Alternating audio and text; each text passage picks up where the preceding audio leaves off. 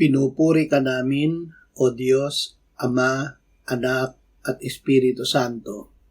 Salamat, Ama, na ibinigay mo sa amin si Jesus na iyong anak, na namatay para sa aming kasalanan, iyong muling binuhay, iniakyat at iniluklok sa iyong kanan sa langit.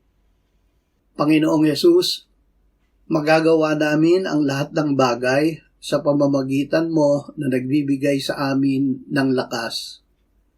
Mapalad kami dahil ang aming kalakasan ay nasa iyo.